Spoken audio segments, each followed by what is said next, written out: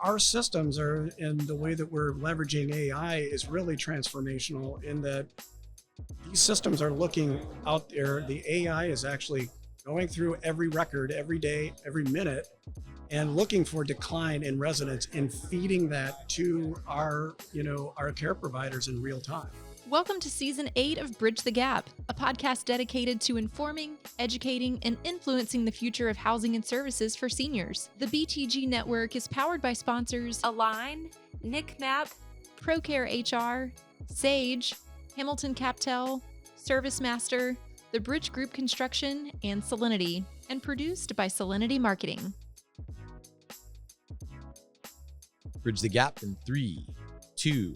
Welcome to Bridge the Gap podcast, this senior living podcast with Josh and Lucas. A great day here in Austin, Texas, my home state. Loving it here at the Fall NIC Conference. Gonna have a great conversation today. I want to welcome Jaime Ojeda and Shawn Lane, Eldermark and LivTech. Welcome to the show. Glad to be here. Glad to be here. Yeah, it's great to meet you, gentlemen. A lot of energy here in Austin at the JW, day 2.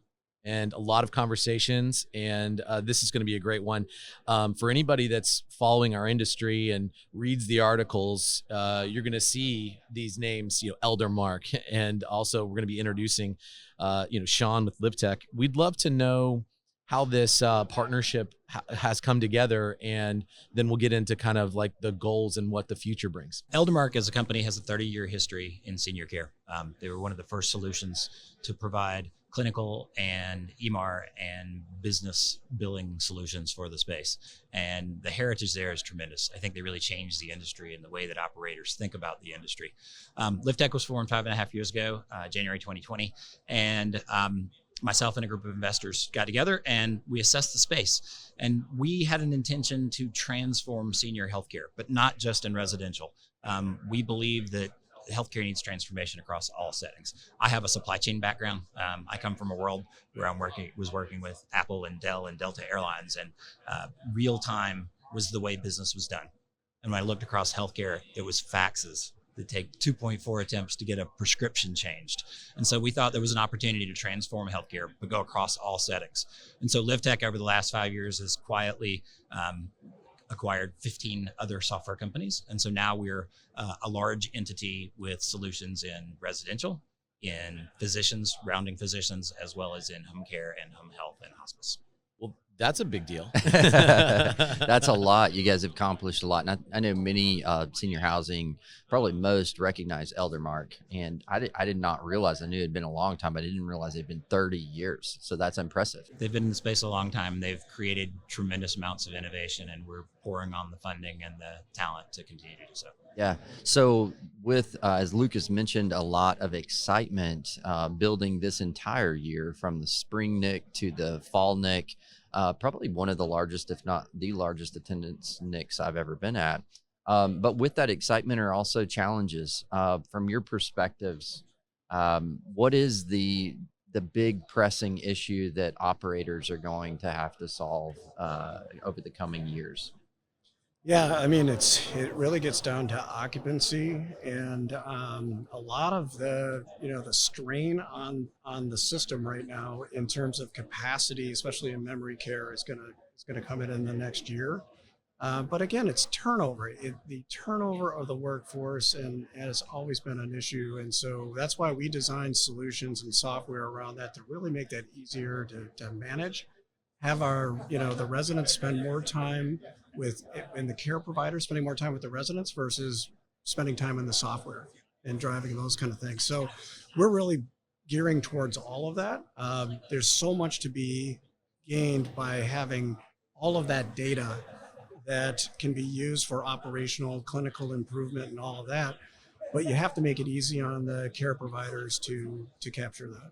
Well, so as a technology partner to the industry, building that trust that you all have been able to do over 30 years and now just radically changing into what you said, real time, where I think most providers have acknowledged that, have made strides to get to real-time data, are trying to solve that problem. How do you see that that pathway moving ahead as we're being more further and further grafted into the healthcare delivery system, as I would call it. Many of us have been, oh, we want to stay on the residential side, and we want to not have to manage the acuity. We're afraid to know that information because we'll have to do something about it. But we're there. There's no going back. So as a trusted partner to the industry, how are you equipping the leaders to be able to be in that next generation of senior housing? How we are doing it with Eldermark right now is we're just really collaborating with our customers. We listen very, very deeply and very closely to what their wants and needs are, and it changes. I mean, it is rapidly changing in this new atmosphere of growth and senior living and the challenges that they deal with. So we really see it as an opportunity to collaborate with them, and that's how we've really designed everything that we do within our platform. Has been partnering with our customers to really build the best systems that help them achieve the kind of goals that they want to achieve. Higher occupancy, obviously the higher gross margins, making sure that their residents are safe and have a great experience. And I'd say that the operators today are becoming much more professional than they have been historically. COVID was a forcing event, and those that survived through the industry and have really thrived and have continued to grow have become more and more professional. And as they become professional, their business needs change and evolve. They need greater data. They need better access to it. They need decision-making capabilities, and then they're trying to push authority down in their organizations so that decisions can be made at a later point. And that's really key. That's why we talk about real time. That's why a number of the technology enhancements that are coming out are really intended to push data down for decision-making processes to happen. And let's face it, this is a business, and we're in the business of helping businesses continue to grow while providing great care. Well, I would imagine earning trust over a 30-year period, and a point I heard you say, listening, is such a key component. I would imagine that's something you had to build into your DNA at Eldermark and at LivTech is an intentionality in listening and taking that feedback and turning it into solutions. Do you have any practical examples like what that looks like in real time for you all?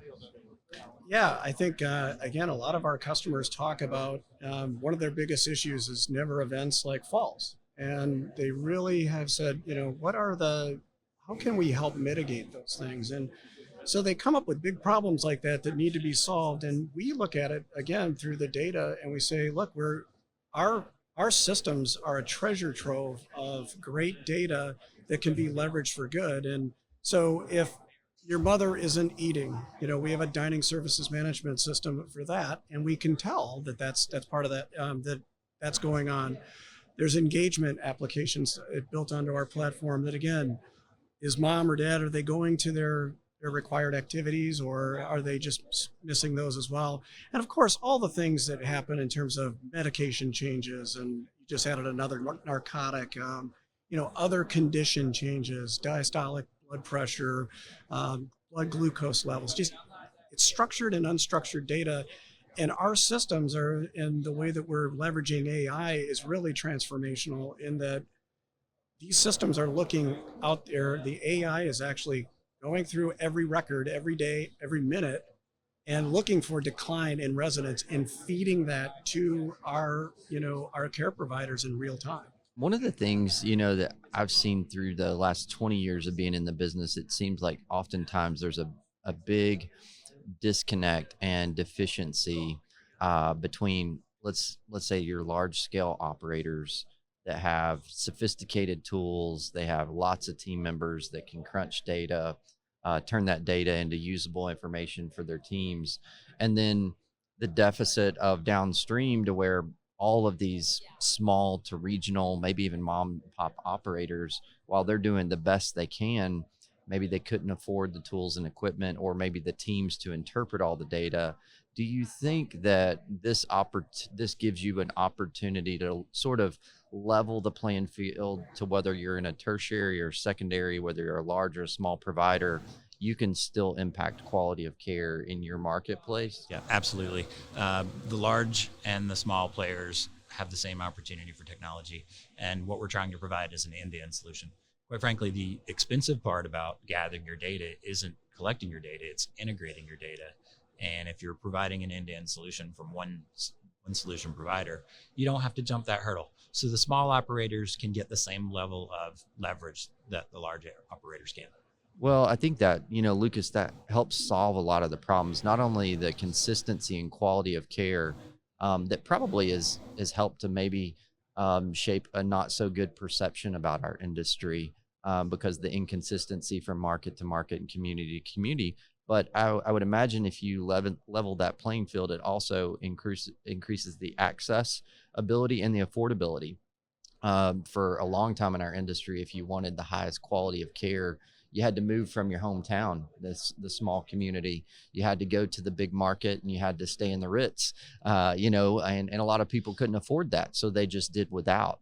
So it's really exciting to me that in this new age of data-driven information systems, digital technology, and AI that I heard you all talk about, we're not only improving access to care, but affordability and quality of care. Well, and trust is I think a big factor in the senior housing industry. That's what I tell people that are looking. If I'm on the product service side and have been for over 15 years, and what keeps me coming back to this industry is the people are so great comparatively to other verticals. And when I meet new vendors that are trying to get in, I say, be curious. You have to earn their trust, and you really have to be authentic. And a 30-year track record, certainly that trust has long been earned.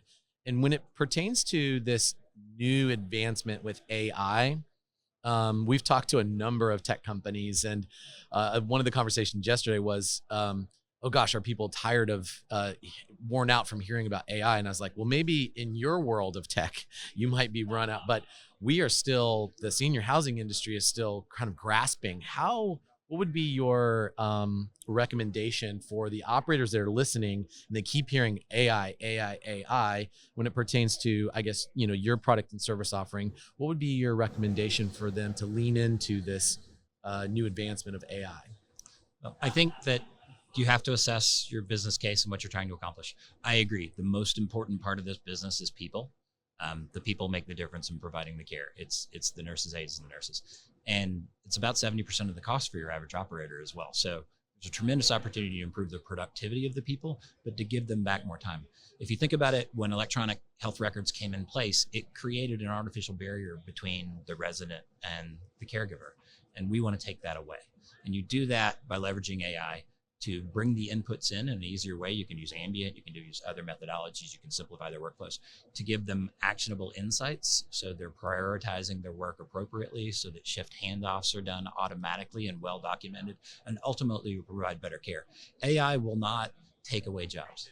AI will add to the effectiveness and the satisfaction of those employees and hopefully improve the turnover rates in the industry. So shouldn't be afraid of it. You should be embracing it, but you should also be carefully selecting how and where and why you're applying it. Build a business case, find the integrated solutions so that you don't have to rebuild the data, and then leverage it from there.